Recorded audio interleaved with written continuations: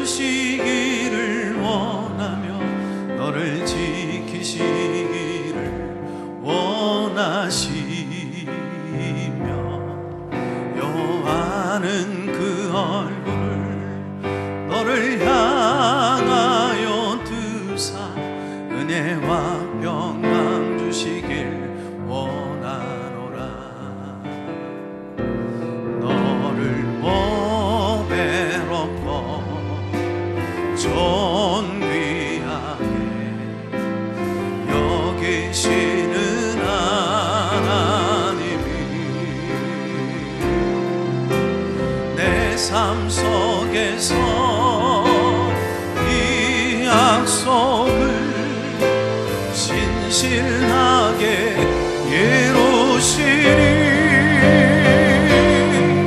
땅에 기름진 것으로 하늘에 신령한 것으로 너를 복주시고 지키신 하나님이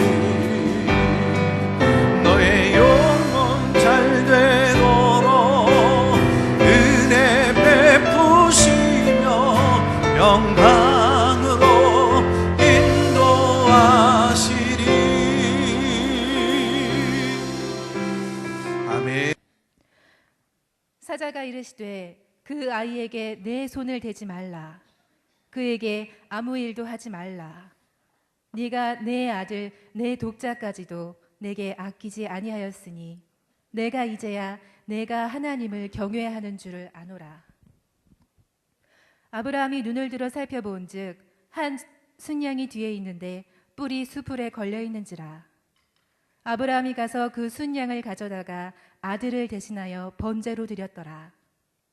아브라함이 그 땅 이름을 여호와 이레라 하였으므로 오늘날까지 사람들이 이르기를 여호와의 산에서 준비되리라 하더라.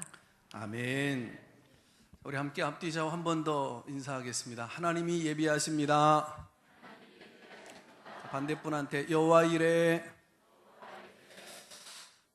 미국의 전 국무장관이셨던 콜린 파웰은 맨하탄의 빈민촌에서 태어났습니다.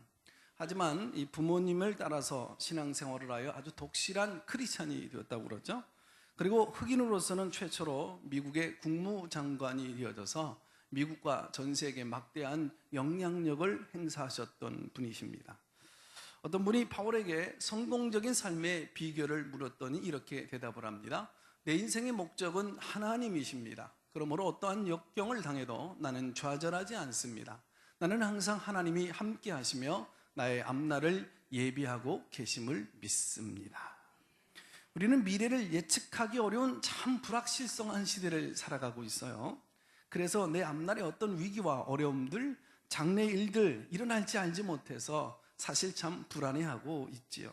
그러나 염려하지 마시기 바랍니다. 하나님이 우리 앞길을 아시고 계시는 줄로 믿습니다. 친히 장래의 길을 예배하시고 또 주관하시고 인도하시고 복되게 하시고 축복해 주실 줄로 믿습니다. 오늘 본문 믿음의 조상 아브라함의 가정 이야기를 오늘 같은 본문의 내용을 반복해서 오늘 나누고 다음 주, 다다음 주 계속해서 한 번만 쉬고 아브라함 이야기를 계속 이어나가려고 그럽니다. 오늘 본문에 오늘 1절은 읽지 않았지만 1절에 보니까 시작이 그 일 후에라는 말씀으로 시작되어지고 있습니다. 아브라함 가정의 그 일이 도대체 무엇이었을까요? 21장에 보면 이스마엘과 그의 어미 하갈이 빈들로 쫓겨나서 통곡하는 장면이 나옵니다. 여종에게서 얻은 아들이지만 이스마엘도 아브라함의 피를 타고 태어난 자식입니다. 아들과 그 어미를 빈들로 쫓아낸 그 아브라함의 마음의 그 심정이 오죽이나 했을까요?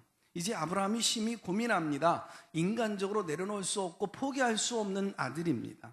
어쩌면 이제 막 태어난, 그래서 정을 붙이고 있는 이삭보다는 온갖 추억과 사연과 또 정을 갖고 있는 이스마엘이 더했을 것입니다. 그래서 포기한다는 게 더 어려웠을 것입니다.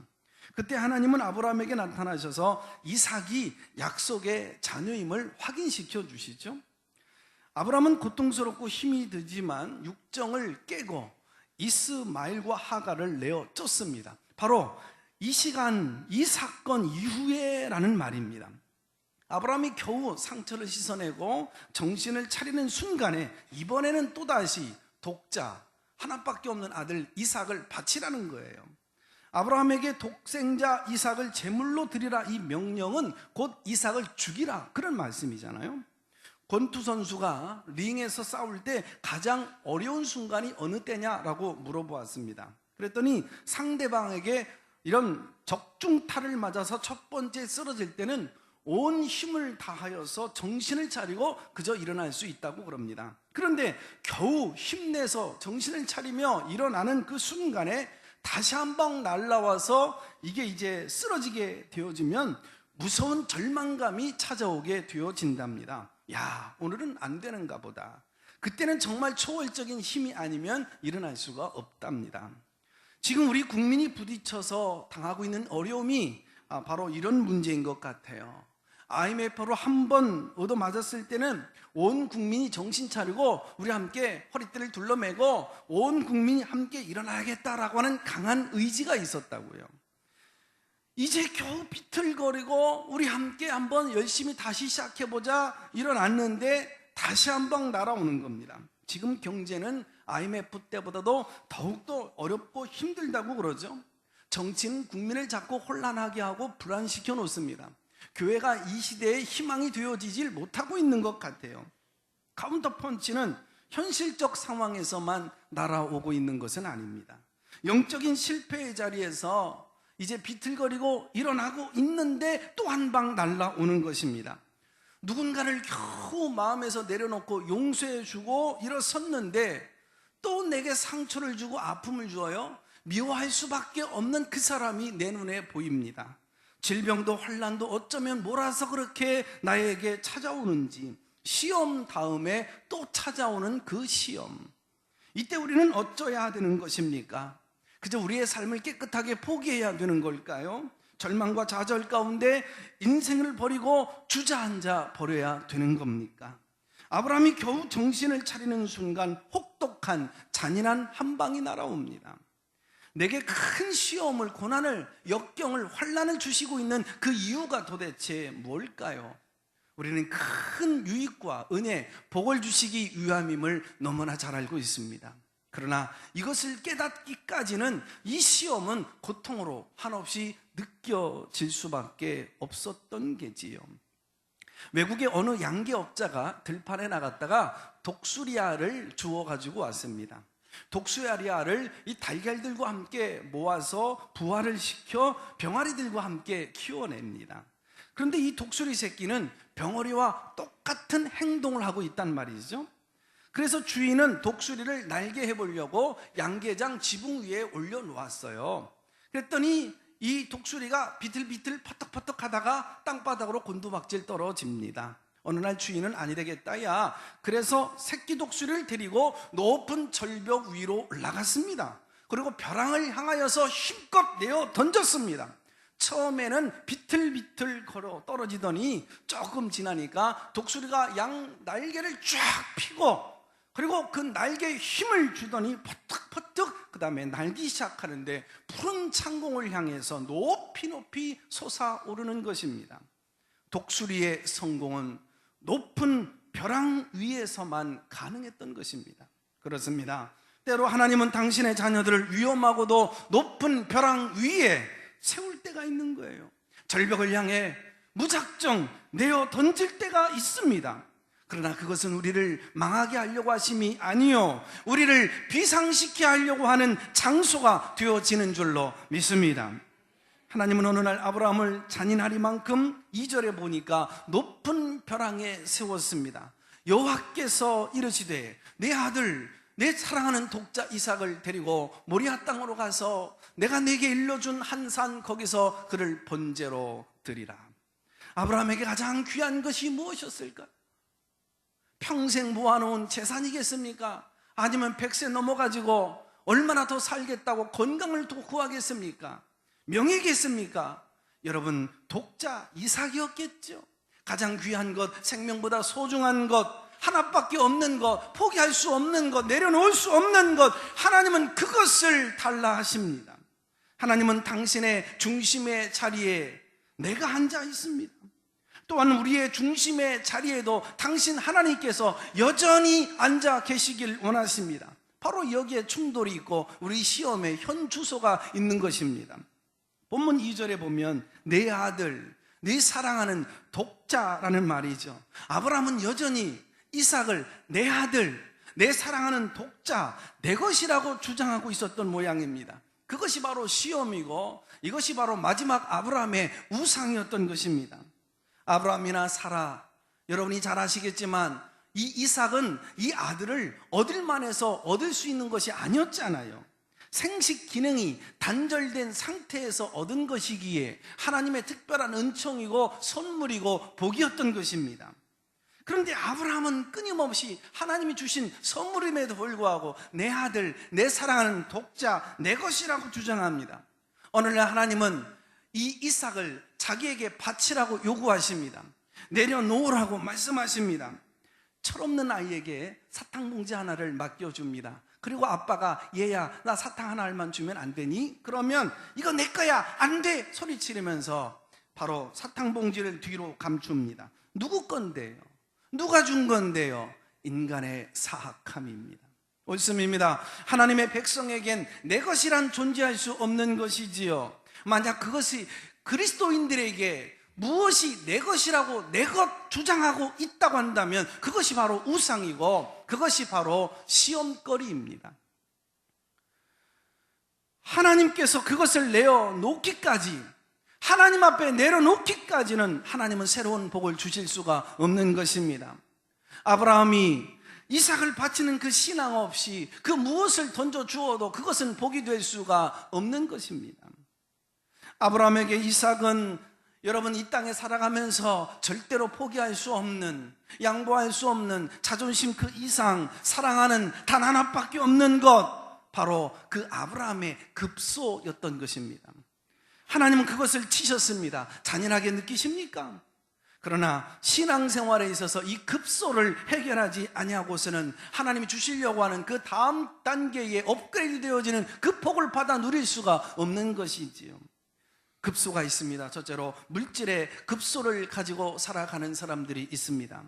늘 이 물질 때문에 시험에 드는 사람들, 이 물질의 벽을 뛰어넘질 못합니다. 그래서 이 물질의 벽을 뛰어넘어야만이 진정으로 하나님을 말씀날 수가 있는 것입니다. 어떤 사람은 물질 생활에 있어서 깨끗한데 이성 앞에서는 과당하고 넘어집니다. 이성의 유혹이 그만큼 크게 느껴지는 것이지요. 어떤 분에게는 습관을 버리질 못합니다. 세상의 끈을 짤쑥 잘라내질 못하고 살아갑니다. 자존심, 그 명예, 인간은 누구에게도 한두 가지씩 급소가 하나씩 있습니다. 하나님은 바로 이 아킬레스 끈인 십자가의 피에 이것이 적셔지시기를 원하는 것입니다. 하나님 이것을 바치라 말씀하십니다. 잘라버리라 말씀하십니다. 그래야 그 자녀에게 축복의 새싹이 돋아날 수 있다 말씀하시는 것입니다. 하나님은 아브라함에게 엄청난 듣도 보도 못한 그 이상의 시험을 요구하시는데 사랑하는 아들 이삭을 번제로 드리라는 것입니다. 하나님의 이러한 요구를 아브라함이 순종하기까지의 여러분 걸림돌 내지 난제들이 몇 가지가 있는데 지난 시간에 이어서 이 부분을 반복해 보면 첫째로 무조건 바치라는 겁니다. 여러분 이 번제로 제사를 드려라 이 말은 제물의 각을 떠서 온전히 태워서 드리는 제사를 얘기합니다. 불로 태우는 제사로 하여서 화제라고도 하고 온전히 태워서 연기로 드리는 제사라고 하여서 온전제사라고도 말을 하는 것입니다.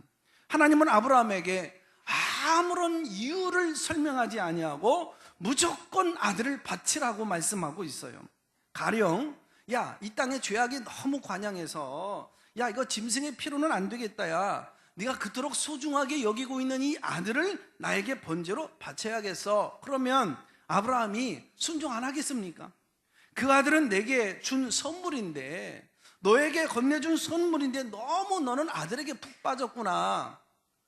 그 아들에게 붙잡혀 있어서 내가 널 사랑의 틈바구니로 들어갈 수가 없구나 라고 말씀했다면 충분히 납득할 수도 있겠지요. 앞으로 너 엄청난 축복을 받을 터인데 그러려면 너가 먼저 큰 희생을 그렇게 결단해야 되겠다. 소중한 것 바쳐라 말씀했더라고 한다면 생각해 볼 여유가 아브라함에게 있었지 않았을까요? 하다못해 애들도요, 아버지가 때리면 이유를 물어요. 아버지 왜 그래요? 왜 때려요? 말씀해 보세요. 그런데 하나님은 믿음의 조상 열국의 아비 너로 말미암아 천하 만민이 복을 얻을 것이라 아브라함에게 그런 복을 주시면서 어찌 무자비하게 설명도 하지 않고 무조건 바치라는 겁니까? 아브라함은 이해가 안 되고 용납이 안 됐을 것입니다. 자, 그러나 이 명령이 하나님의 명령으로 확인되어지는 순간 왜? 라고 묻지 않았습니다. 하나님 왜 바쳐야 되는데요? 왜 이러셔야 되는데요? 라고 항거하지 않았어요. 그래서 종교개혁자 마르틴 루터는 진실한 성도는 언제나 왜? 라고 묻지 아니하고 무엇을 할까요? 라고 묻는다라고 말했습니다. 얼마든지 하나님께 왜 이러셔야 되는데요? 왜 내게 아픔을 주셔요? 내가 뭘 주셨는데요? 내게 왜 이런 시련을 주시냐고요? 원망할 상황인데 아브라함은 왜? 라고 묻지 아니했습니다. 원망도 하지 않았습니다. 다만 물을 것은 무엇을입니다. 지금 여기서 제가 무엇을 해야 할까요? 여쭈는 것입니다. 아브라함은 하나님께서 자신을 사랑한다는 사실을 믿었기 때문입니다. 이해가 안 되지만 이성과 상식으로는 그리고 용납이 안 되지만 하나님은 무조건 나를 사랑하신다. 나는 끝까지 하나님을 신뢰하겠다. 그 고백입니다. 여러분 상황은 안 되어도 끝까지 하나님을 신뢰하는 믿음만큼은 포기하지 마시기를 바랍니다. 어느 집사님 한 분이 5대 독자를 잃어버렸습니다. 여름 수련회 청소년들을 수영을 지도하다가 지도교사였던 이 아들이 심장마비로 죽은 거예요. 아들의 장례식장에서 이 집사님이 이렇게 인사를 하더구만요. 저는 하나님께서 왜 제 아들을 데리고 가셨나요? 라고 묻지 않을 것입니다. 하나님 5대 독자를 제가 하나님께 바쳤습니다. 이제 제가 무엇을 해야 할까요? 라고 말을 하더구만요. 그렇습니다. 우리가 살다 보면 참 아무리 생각해도 이해가 되지 않고 납득이 되지 않는 일들이 벌어질 때가 있어요. 그러면 우리는 하나님 앞에 하소연을 하고 참 하나님을 탓하게 될 때가 있어요. 왜 이런 일들이 내게 일어나야 됩니까? 하나님께 따질 일이 생깁니다. 그러나 사랑하는 여러분, 이럴 때 대단히 중요합니다. 우리가 하나님께 왜? 라고 묻기보다는 무엇을? 이라고 물어야 됩니다. 주님, 제가 당한 이 상황 속에서, 이 현실 속에서, 이 고난의 현실 속에서 제가 도대체 무엇을 하기를 하나님 원하십니까? 바로 이때 주님의 은혜를 입는 거예요. 주님의 사랑을 확인할 수 있게 되어지는 것입니다. 때문에 하나님은 때로 아무런 이유도 설명도 없이 아들을 바치라 라고 말씀하십니다. 두 번째로는 아브라함이 순종하기 어려운 난제가 있는데 바로 약속의 아들이 이삭이었기 때문에 그렇습니다. 일찍이 하나님은 아브라함에게 약속의 씨를 통하여서 하늘의 별처럼 바다의 모래알처럼 무수히 많도록 너의 자손을 번창케 하시겠다 수십 년 전에 약속하시고 주신 아들이잖아요. 지금 이 아들이 장가를 간 것도 아니에요. 그렇다고 아브라함의 아들이 이삭 말고 또 많은 것도 아니에요. 지금 하나님의 약속이 공수표가 될 수 있는 상황이에요. 지금 하나님의 약속과 모순되어지는 그 명령이기 때문에 순종하기에 매우 어려운 걸림돌입니다. 셋째로는 이 명령은 잔인한 거예요. 어찌 자식을 여러분 바치라고, 제물로 바치라고 말씀하실까요? 살아있는 자식을 죽여서 불에 태우라고 말씀하실까요? 이것은 평상시 우리가 알고 있는 하나님의 성품과 너무나도 반대되어지는 부분이에요. 만약에 순종하고 이 일을 진행하다가 동네 사람들이 찾아와서 아니 아브라함 저 영감탱이가 나이가 들더니 노망 들었나 치매 들었나 어찌 자식을 살아있는 채로 죽일 수 있다는 말이냐 떠들썩대들지 않겠습니까? 이제 아브라함은 선택을 해야 됩니다. 하나님을 도무지 못 믿겠다야, 내가 믿는 신앙이 이거 허사구나, 이거 하나님과 나와의 관계를 깨끗이 끝내버려야겠다, 나는 내 갈 길 가볼 거야, 이제 하나님 필요 없어요 라고 하든지, 아니면 육정으로는 끊을 수 없고 죽일 수 없는데, 이해할 수 없고 납득 안 되는데, 받아들이긴 어렵지만 나는 하나님 명령이기에 나는 신뢰하고 순종해야 한다, 결정을 해야 합니다. 때로 우리에게 하나님의 약속과 현실, 하나님의 말씀과 상황, 이 둘이 모순되어지는 것처럼 여겨질 때가 있어요. 이때 우리는 하나님의 말씀과 하나님의 약속을 신뢰할 수 있기를 바랍니다. 때로 하나님의 말씀과 말씀끼리, 약속과 약속끼리 모순되어지게 느껴질 때가 있을 겁니다. 이때도 내게 모순되어질 뿐, 여러분, 하나님의 관점 높은 차원에서는 둘 다 모두 것이 진리가 되어지는 것입니다. 아브라함을 보십시오. 3절에 보니까 아브라함의 아침에 일찍 일어나라는 표현이 나옵니다. 아브라함도 인간이었겠죠. 자식을 죽여야 되는데, 칼로 째야 되는데, 살아있는 채로 번제로 불로 태워서 죽여야 되는데 간밤에 밤잠을 이뤘겠습니까? 뒤척이고 고민하다가 뜬 눈으로 나를 맞이했겠죠. 그러나 아침이 밝아오자 머뭇거리지 아니하고 순종의 길을 나섭니다. 바로 이 아브라함의 즉각적인 순종이 시험을 이기게 된 겁니다. 참된 순종은 깊이 생각한 후에 서로 부부가 합의되어져서 자식들이, 가족이 다 이해가 되어져서 한 다음에 하는 순종이 아니라 순종한 다음에 생각하는 것입니다. 갈 길이 보이지 아니하고 미래의 어떤 보장이 내 눈에 보여지지 아니해도 말씀을 따라 순종하며 살아온 생, 이것이 아브라함의 인생길이었던 겁니다. 사랑하는 아들을 죽여야 된다는 애비의 마음이 오죽이나 했을까요? 그날 밤은 몇 년처럼 길게 느껴졌을 것입니다. 그런데 하나님의 뜻인 줄 알아서 하나님 앞에 온전한 순종을 드리기 위하여 다음날 아침 일찍 일어나는 하나님의 사람 아브라함을 보십시오. 나귀를 준비하고 번제단에 올릴 이 장작을 쪼개며 준비합니다.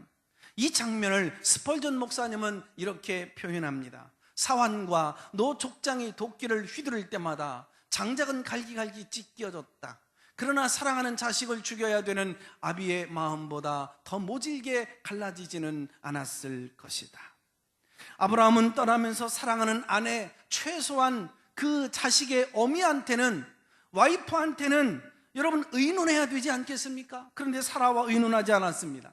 만약 의논했다고 한다면, 여보 나 죽이고 그리고 데리고 가요 라고 완전히 대자로 누워서 막 정말 애원을 했겠지요. 저 같으면 아내의 극성스러운 만류 때문에 내가 순종하길 원했는데 순종하지 못했노라고 오히려 핑계거리를 만들어서 불순종했을 것입니다. 그러나 아브라함은 순종이 행여나 이 걸림돌이 될 만한 상식적인 일마저도 포기를 해버렸습니다. 이 장애가 될 만한 일들, 핑계거리조차 아브라함은 처음부터 만들지를 않았다는 얘기입니다. 순종은 순간적인 결단에서 끝나는 것이 아닙니다. 자기 손으로 죽여야 될 아들의 손을 붙잡고 사흘 길을 걸어가야 되는 고통의 길이었던 것입니다. 이 모리아산은요, 부엘사바까지 한 45km 정도 떨어진 곳이었으니까 걸어가면 아마 3일쯤 걸릴 수밖에 없는 길입니다. 이제 아들의 손을 붙들고 3일 길을 걸어가며 사실은 얼마나 마음이 이분화될 수 있겠어요. 막 계속해서 교차될 수 있겠죠. 그래서 합리화시킬 핑계거리들이 얼마든지 찾아볼 수 있었을 것입니다. 정말일까? 하나님이 내 자식을 죽여서 바치는 것이 이게 과연 하나님의 뜻일까? 이 아들은 약속의 아들이잖아. 어떻게 낳은 아들인데 분명히 하나님이 약속하신 아들이잖아.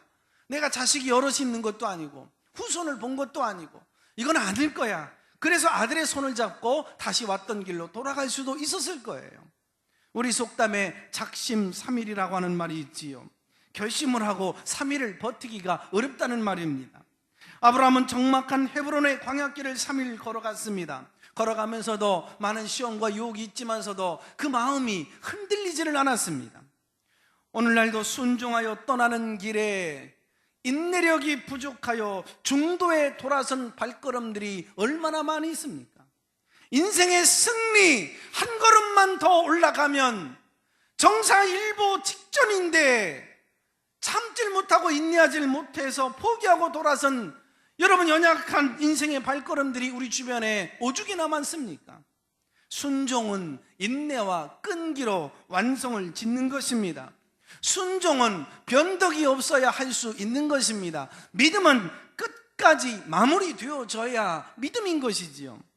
신앙생활은 곧 순종의 생활입니다.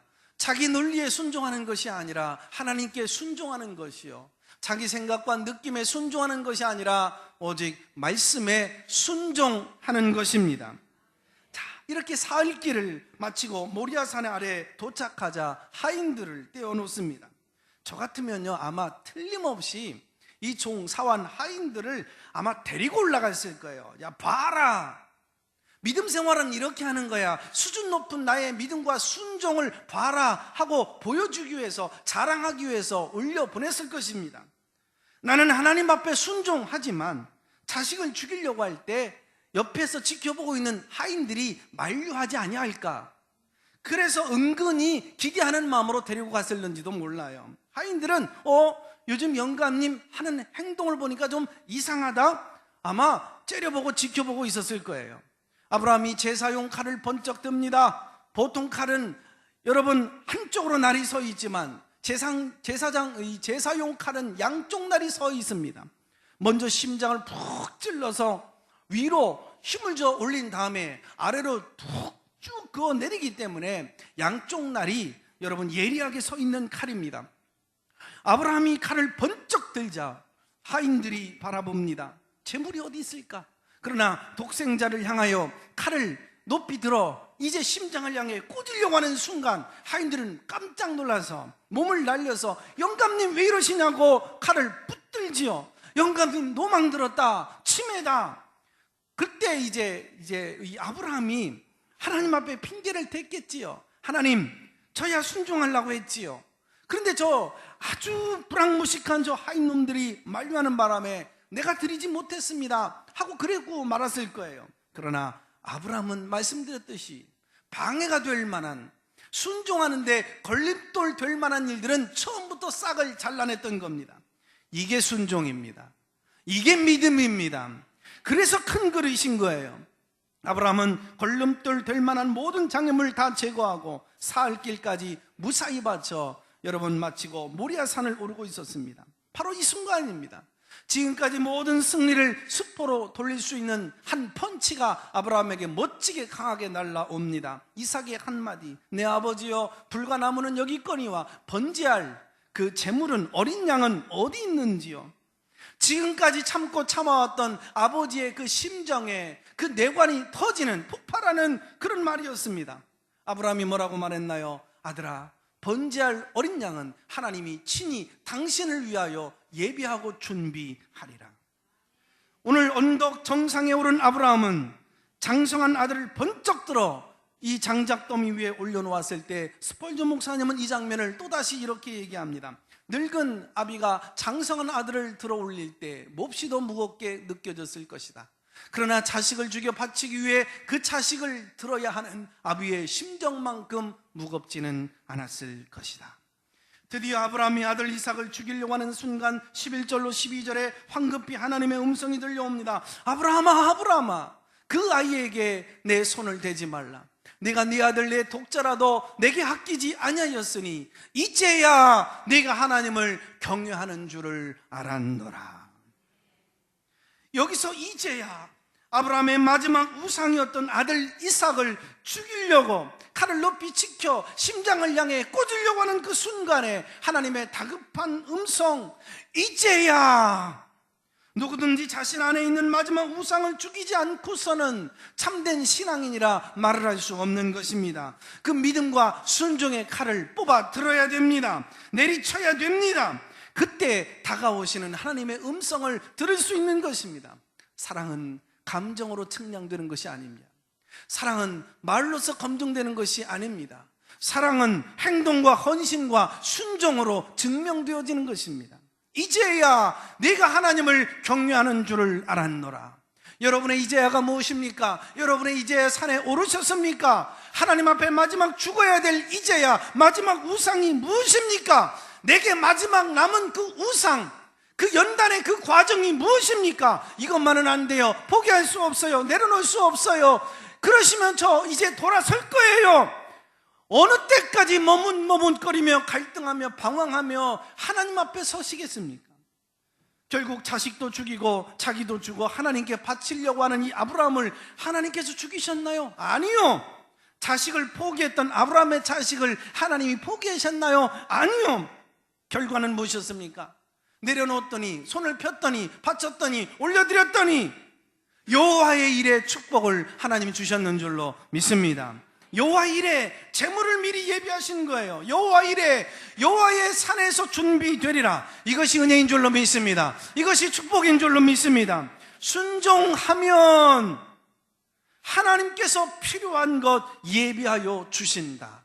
이것이 아브라함의 인생의 결론입니다. 나는 순종하고 하나님은 필요한 것, 내게 가장 중요한 것 미리 준비하시고, 이것이 아브라함의 믿음의 결론이었던 것입니다.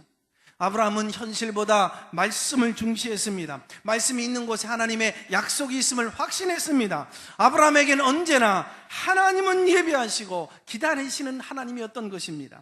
하나님은 눈이 있기 전에 빛을 예비하셨습니다. 하나님은 코를 말씀하시고 있기 전에 공기를 예비하셨습니다. 입이 있기 전에 먹을 것을 예비하십니다. 발이 만들어지기 전에 하나님은 땅을 준비하셨습니다.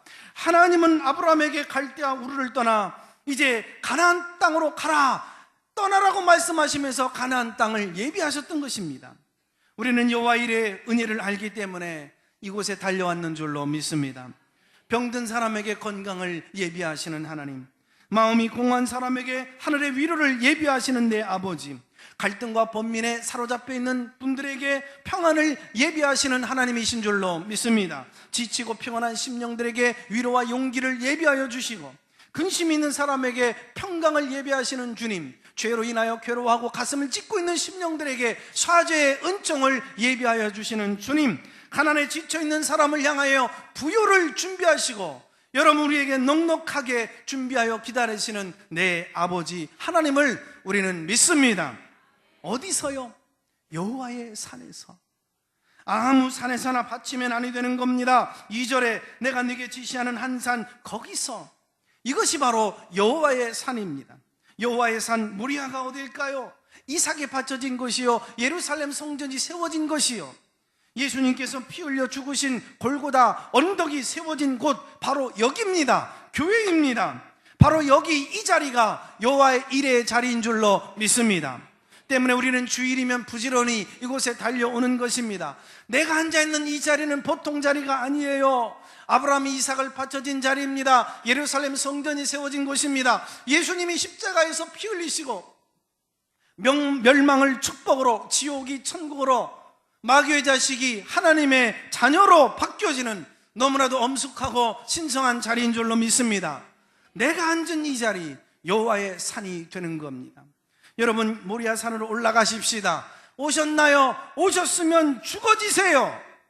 산 아래에서 여러분 하인들처럼 있지 마십시오. 교회 주변을 맴돌지 마십시오. 먼 산만 바라보고 계시지 마세요. 여호와 일의 축복은 구경하는 사람에게 주어지는 축복이 아닙니다. 이삭처럼 오늘 이 시간 말씀의 칼을 뽑아 드세요.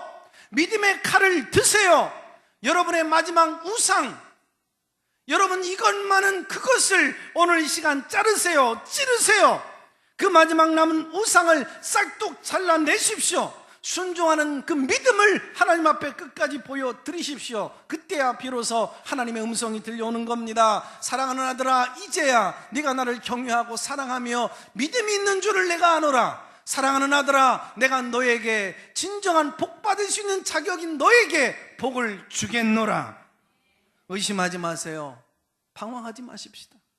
나의 필요가 무엇이든지, 나의 소원이 무엇이든지, 내 인생의 막다른 골목 벼랑 끝에서 죽을 것만 같다 할지라도 믿고 순종하고, 아니 100%입니다. 여러분 신뢰하면 여호와 일에 하나님이 예비하여 주실 줄로 믿습니다.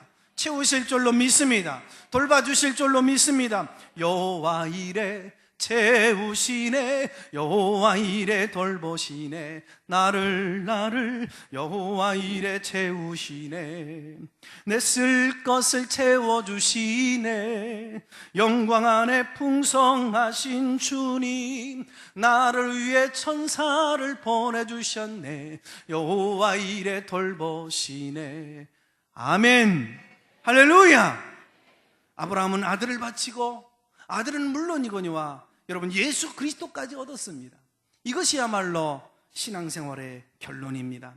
종종 예비하시는 하나님을 믿지 못해서 여러분 내 힘으로 살아가고 내 노력으로 살아가다가 안 되면 불평하고 하나님 탓으로 돌리고 순종 한번 제대로 못하고 예수 그리스도를 잃어가며 흉내내는 신앙생활을 하고 있습니다. 천국의 나를 위해 쌓아놓은 복을 모조리 잃어버리는 어리석은 사람들이 있습니다.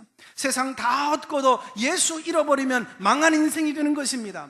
세상 다 버려도 예수 얻어 살아가면 전능하시고 부유하신 하나님의 손에 붙들려 살아간다면 나는 승리하는 인생이요 존귀하는 인생이요 후회 없는 인생을 살게 될 줄로 믿습니다. 주 예수보다 더 귀한 것은 없네. 이 세상 부귀와 이 세상 명예와 이 세상 기쁨과 바꿀 수 없네. 앞길이 캄캄하십니까? 하나님의 약속을 따라가는 길에 시험이 있으십니까? 할 일은 한없이 많은데 나는 부족하기에 짝이 없습니까? 하나님은 위기의 순간 내 믿음의 진가가 발휘되기를 원하십니다.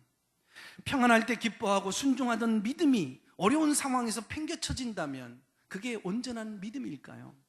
내 이성과 경험에 맞지 않는다고 버려야 될 하나님이요 말씀이요 신앙이라면 내 믿음은 파손된 믿음입니다. 진정한 믿음은 이해할 수 없는 상황에서 그 값을 발휘합니다. 용납되지 않는 상황에서 순종할 때 그 멋과 영향력은 한없이 커지는 것입니다. 그 순간 우리의 믿음의 그릇은 커지고 축복의 그릇은 커지는 것입니다. 큰 위기가 왔습니까? 두려워하지 마십시다. 여러분 큰 믿음 보여드릴 기회가 왔는 줄로 믿습니다. 큰 그릇 준비할 찬스가 온 것입니다. 오늘 아침에 우리 이영인 권사님이 목양실에 올라와서 늘 하셨던 일 힘에 부친데도 불구하고 목양실을 깨끗하게 청소해 놨더라고요. 그렇잖아도 안쓰럽고 뭐라고 말하기가 부담스러울 정도 힘든 제 마음에 오셔서 청소를 해놓는데 우리 권사님이 개척 초기부터 11년 동안 목회자와 교회를 위해 눈물을 흘려가며 쏟아가며 헌신했던 것, 정말 흔들리지 않는 믿음과 영성을 가지고 유지해 오신 것 여러분이 잘 아실 것입니다. 참 말씀드리기 뭐하지만 원치 않게 암 진단을 받고 이제 목요일 날 큰 수술을 하고 또 이제 회복되어지면 한 번 더 수술을 크게 하셔야 되는데 흔들릴 수 있잖아요. 어떻게 생각하면 목회자와 또 하나님을 원망할 수도 있잖아요. 그런데도 흔들리지 않아요. 오히려 저를 위로하고 교인들에게 웃음을 선사해 주는데 더 멋진 위대한 헌신과 결단을 아침에 하더라고요. 참 교인들이 청지기회가 일찍이 11년 전, 그러니까 교회가 건축하고 6, 7년 전에 그때는 조금 돈과 자금이 모자라서 이렇게 이제 교인들에게 함께 헌신을 요구하고 결단할 때가 있었습니다. 그랬더니 우리 권사님이 그 집에 딸의 모든 그 혼수, 그 결혼 자금 전체 2천만 원을 빌려주신 적이 있어요. 근데 그 부분을 딸하고 의논해서 그냥 하나님 앞에 드리겠습니다. 하나님 앞에 올릴게요 라고 그 딸이 믿음과 함께 어머니하고 의논을 해서 아침에 그것을 말씀해 주시는데 저는 깜짝 놀랐어요. 이러지 않으셔도 된다고. 교회에서 다 이제는 여유가 있어서 다 챙겨드리고 오늘 드릴 거라고 했더니 아니라고. 오히려 그것을 믿음으로 드리고 싶다고. 딸이 원하는 일이라고. 저는 눈물을 속으로 훔치고 말았습니다. 여러분 무서운 결단들, 이 아름다운 믿음, 큰 위기가 왔을 때 더 큰 믿음을 보여드릴 수 있는 그 기회, 이것은 찬스가 되는 줄로 믿습니다.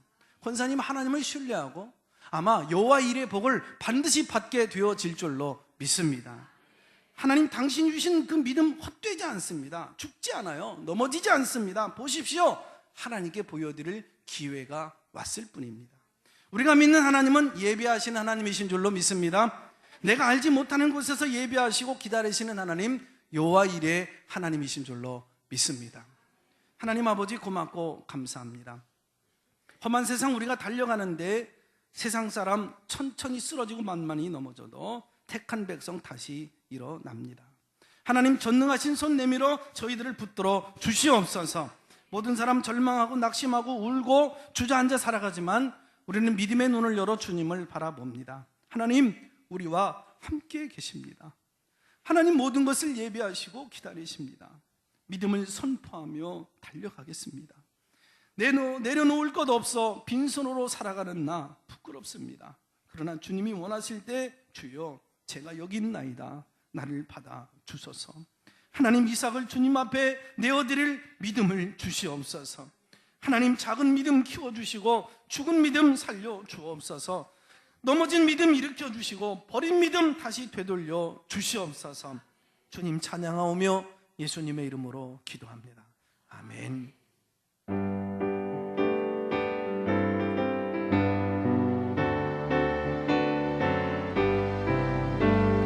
주님 내 길 예비하시니 나 기뻐합니다. 주님 내 길 예비하시니 나 기뻐합니다. 여호와 이레 여호와 이레 주님 내 길 예비하시니 주님 내 길 예비하십니다. 주님 내 길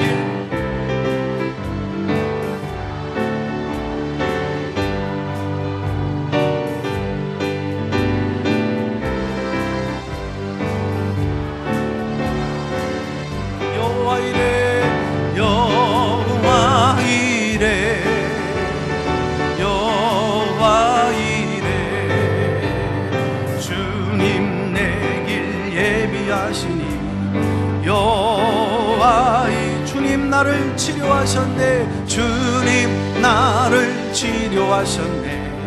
나 기뻐합니다. 주님 나를 치료하셨네.